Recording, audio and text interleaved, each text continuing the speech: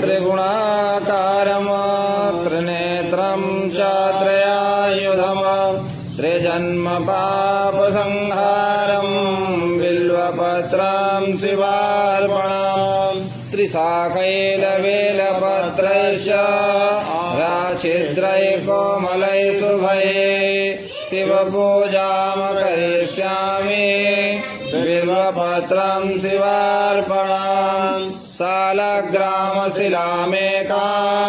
विप्राणां जातु अर्पयेत् सोमयज्ञमहत्पुण्यां बिल्वपत्रं शिवार्पणम् लक्ष्म्यास्तनतोत्पन्नं महादेवस्य च प्रियं बिल्ववृक्षं प्रयच्छामि बिल्वपत्रं शिवार्पणम् दर्शनं बिल्ववृक्षस्य अस्पर्शनं पापनाशनम् अघोरपापसंहारं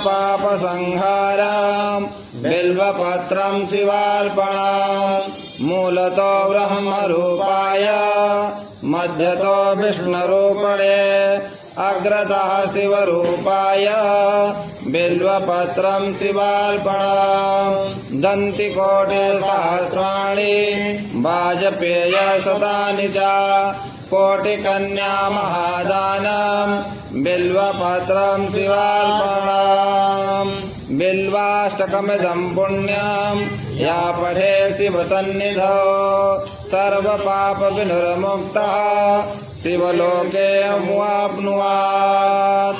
ॐ शिवाय नमः। शशिशेखराय नमः।